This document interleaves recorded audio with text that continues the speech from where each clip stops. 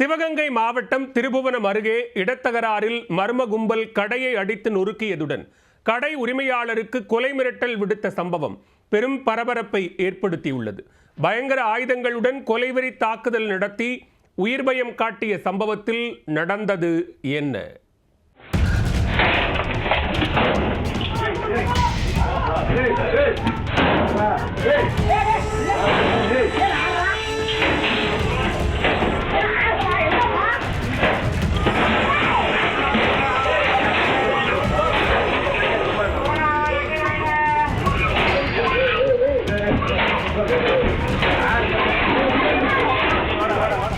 முன்பகையால் 10 பேர் கொண்ட கும்பலை இறக்கி கொடூர தாக்குதல் நடத்தியதாக குற்றச்சாட்டு எழுந்துள்ளது. கொலை மிரட்டல் விடுத்து கொடூர தாக்குதலில் ஈடுபட்டதாக போலீசில் புகார் அளித்த சம்பவத்தில் நடந்தது என்ன?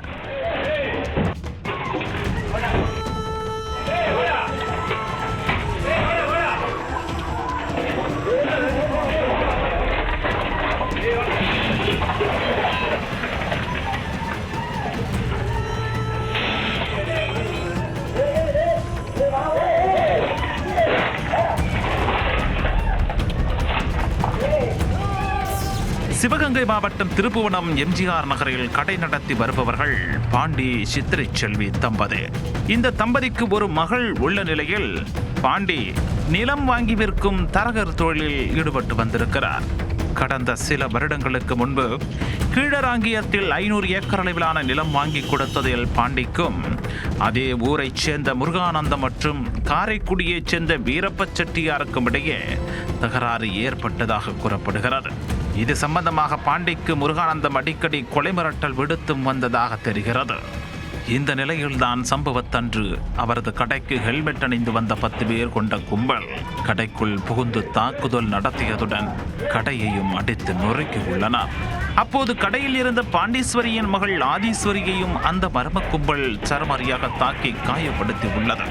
உங்க அப்பனை கண்டிச்சு வச்சுக்க, இல்லனா கொன்னுடுவோம் கொண்டு என்று கூறி மிரட்டல் விடுத்ததாகவும் கூறப்படுகிறது. இந்த சத்தம் கேட்டு கூட்டம் கூடுவதற்குள் மர்ம கும்பல் அங்கிருந்து இருசக்கர வாகனத்தில் தப்பி ஓடி இருக்கின்றன. ஊருக்குள் பெரும் பரபரப்பை ஏற்படுத்திய இச்சம்பவம் தொடர்பாக ஆதீஸ்வரி சிசிடிவி ஆதாரங்களுடன் திருப்புவனம் காவல் நிலையத்தில் புகார் அளித்துள்ளார். எதிர்பாராத நேரத்துல வீட்டுல ஆம்பளைங்க இல்லாதப்ப வீட்டுல கௌதன்ற பையன் பேச நல்லா எங்களுக்கு தெரியுது. அவன் கூலிப்படையை கூட்டு எங்களுக்கு சந்தேகம் ஆனா மேல இருந்துச்சு. அவன் மிரட்டினது எங்களை 10 பேர் தெரியுறாங்க. கேம்ல பின்னாடி எத்தனை பேர் இருக்காங்கன்னு தெரியல. ஆனா எல்லா பேருமே வீடு அடிச்சு நொறுக்கி பொம்பளைங்க எல்லாத்துக்குமே அடி, எல்லாத்துக்குமே காயம், பச்சை குழந்தைங்களுக்கு காயம். திரும்ப மறுநாள் காலையில பிள்ளைங்க காலைல குவார்டர்லி எக்ஸாம் ஸ்கூல்ல கொண்டு போய் விட்டுருக்கேன். ஸ்கூல்ல 2 பேரும் பிள்ளைகளை கூப்பிட்டுருக்காங்க. அங்க இருந்து உடனே ஹெச்எம் எனக்கு போன் பண்றாங்க.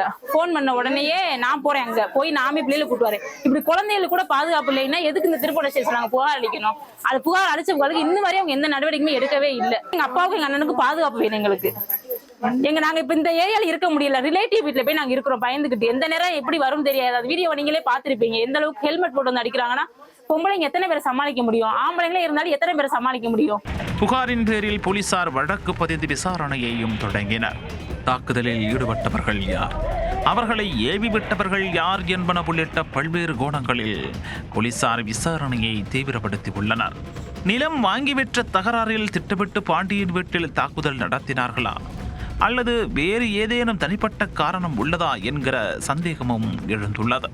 குற்றவாளிகள் பிடிபட்டால் மட்டுமே அவர்களை ஏவி கொலைவெறி தாக்குதல் நடத்த யார் பணம் கொடுத்தது என்பது குறித்த தகவலும் தெரிய வரும்.